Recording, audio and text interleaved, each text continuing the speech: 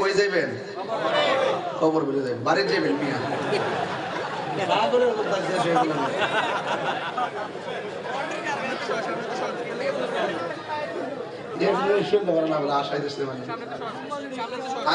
বাচ্চা থাকলে কই যাবেন কবর?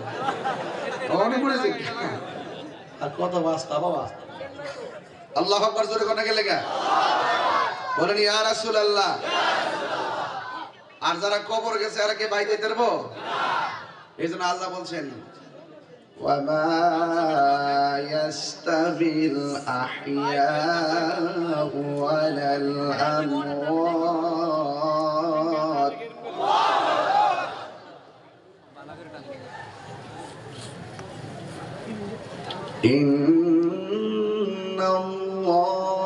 ইন্নাল্লাহা ইউসমি'ু মান ইয়াশা।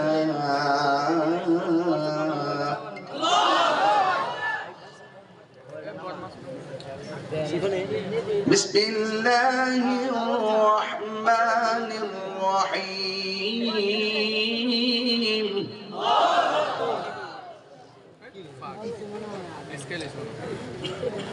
ইন্নাহু হুয়া ইউবদিউ ওয়া ইউঈদ।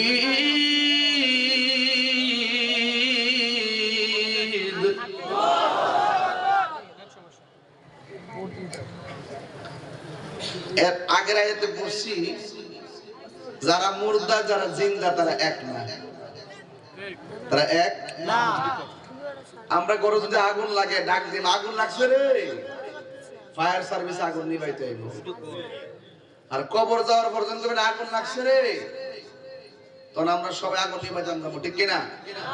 একবার ঠিক বলে যাই আলো কবর দেখা ডাক দিস যাইব। হ্যাঁ তাহলে বলতে কবরে যত কষ্ট আছে, কষ্ট দূর করার মতো কোন বান্ধব দুনিয়াতে কেউ।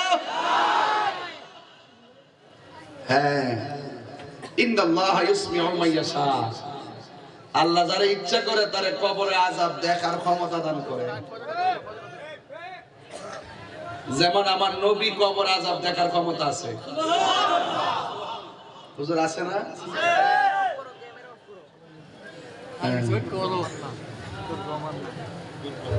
দূর করার ক্ষমতা জিগা কি হইতেছে? নবী কয় আযাব হইতেছে বর্তমান।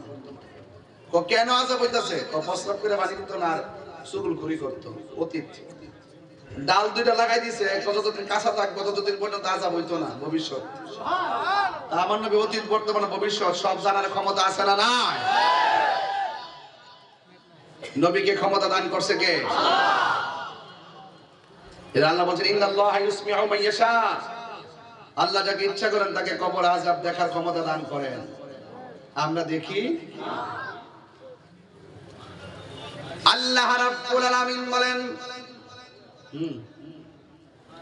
ইন্নাহু হুয়া ইউবদিউ ওয়া ইউঈদ। আল্লাহ রাব্বুল আলামিন বলেন নিশ্চয়ই আমি আল্লাহ তোমাদের শুরুর মালিক, তোমাদের শেষের মালিক। আমাদের শুরুর মালিক কে? কেমনে শুরু করলো গো? ইতিহাস আর দলিল প্রমাণ করে একটা পানির ফোঁটা হলো সূত্রপাত।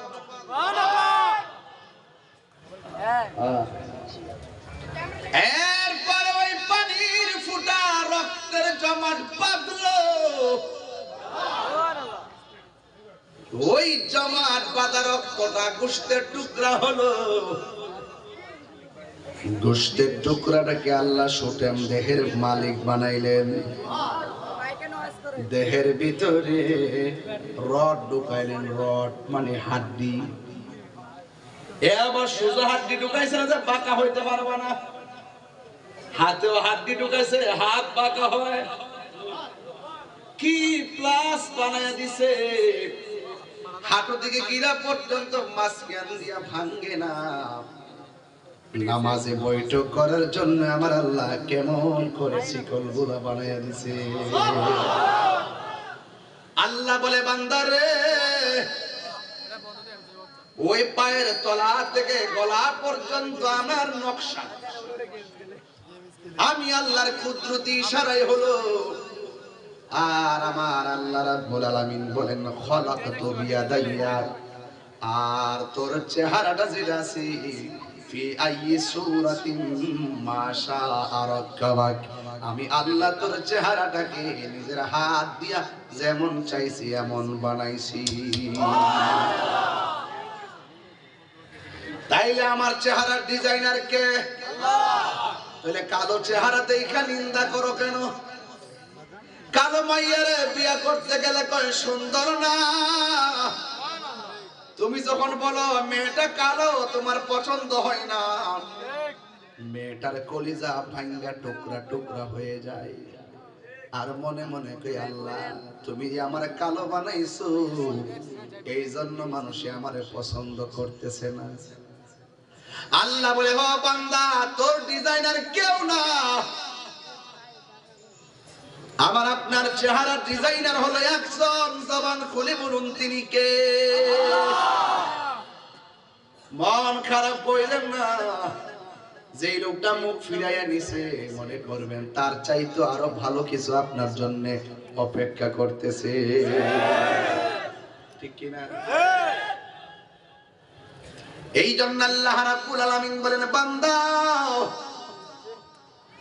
আমি আল্লাহ তোর চেহারা ডিজাইনার। হাজার হাজার মানুষ কামার খোলা, একটা বাঁশির সঙ্গে আর একটা বাঁশি মিলে না। মিলে? বাঁশি কি বাঁশের বাঁশি? কণ্ঠ। আম্মা দরজা খুলেন। আম্মা কো একদিন আইসো? আম্মা দরজা খুলেন। ও মাইনের দিন আইসো? ঘরের দরজা লাগানো, কণ্ঠ শুনে মা ভিতর থেকে কয় মাইনের দিন আইসো? হ্যালো দোস্ত কেমন আছো? হ্যাঁ ভালো আছি। কণ্ঠ শুনলেই বুঝে আমার দোস্তে ফোন করছে।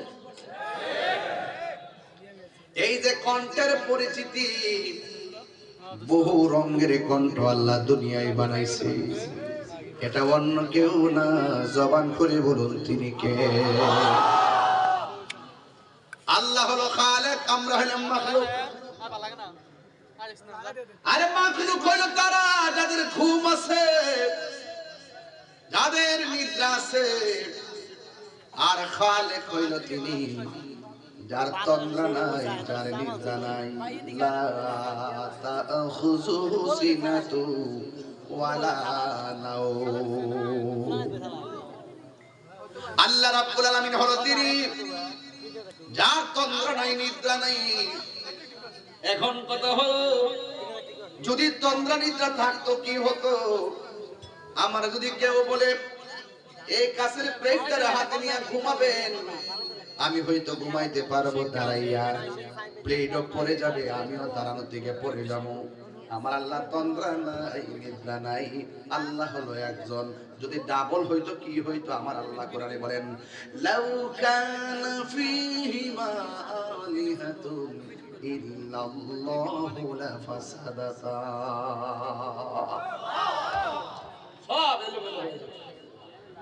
সূর্য উঠছে, সূর্য ডুবছে, বান্দা খাচ্ছে, ক্ষুধা লাগছে, তৃষ্ণার্ত হচ্ছে, আবার পানি পান করছে। এই যে বিবর্তন পরিবর্তন প্রয়োজন, এগুলোর পিছনে সূক্ষ্ম কারিগর তিনি, যিনি আপনার আমার হায়াতের মালিক। কথা বলেন ঠিক না বেঠিক? সেই রবের জন্যই তো কিছু এত আয়োজন, সেই রবের জন্য আমরা এত কিছু সাজিয়েছি। আজ আমার নামাজ, আমার কুরবানি আসতেছে না? কুরবানি কথা কয় না? এবার ঈদগার রোজারি দেখেছেন না আপনারা? দেখবেন সব বেরোজগার প্রথম কাতারে বয়ে দিচ্ছে, সামনের কাতারে বয়ে অবস্থানি করে। শরম নাই, লাজ নাই, লজ্জা নাই। আবার সামনে বয়ে আবার সর্দারি করে, মাতবরি করে। অথচ যদি জানতো ঈদুল লিল মুত্তাকিন, ঈদুল লিস-সাইমিন, রোজা হলো রোজাদার, এই ঈদ হলো রোজাদারের জন্য, এই ঈদ হলো মুত্তাকিনদের জন্য। কথা বলেন ঠিক না বেঠে? হ্যাঁ, প্রথম কাতারে যায় ইমাম সাহেবের দমক মারে, বালাই তো শিখছে। আমার সামনে আবার পারে না, কারণ আমি ইমামতি করার জন্য মেহরাবে দাঁড়াই না, আমি সংস্কার করার জন্য দাঁড়াই। বলেন আমার নামাজ কার জন্য? আমার কুরবানি কার জন্য? আল্লাহ পাক কোরআনে বলছেন। আমি যে মাঝে মাঝে তেলাওয়াত করে আপনারা কি কষ্ট পান? সবাই আল্লাহু আকবার জোরে বলবেন ইনশাআল্লাহ। قل إن صلاتي ونسكي ومحياي ومماتي لله رب العالمين।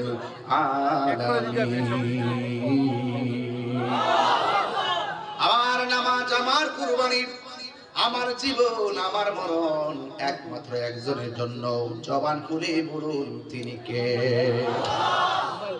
গোশতের ভিতরে রড ঢুকাই দিছে কারা? হাই রে ও চান্দিনার বাবা, ও বড়রার বাবা, কি ভাষায় বলবো?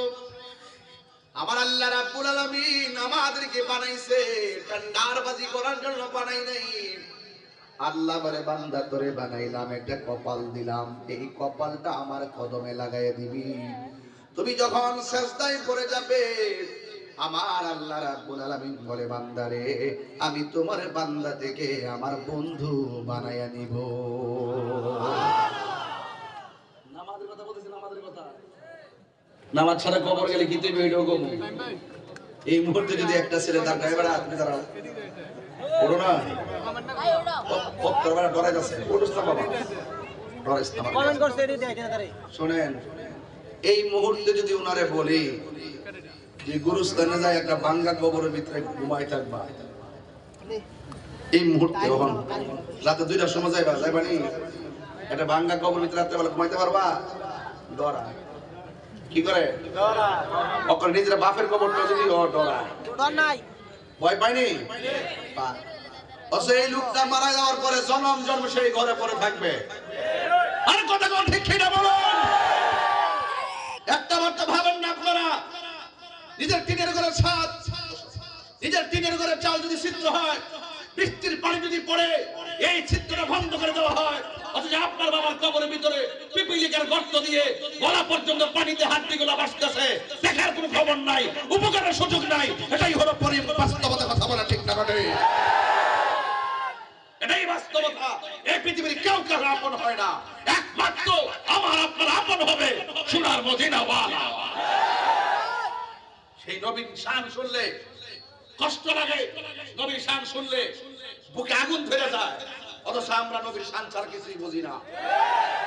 অনেকে বলে কবরে নবীর ছবি দেখাবে, ওদের গাল পাতারে জুতা দিয়ে দুটো বাড়ি লাগাই দেওয়ার দরকার।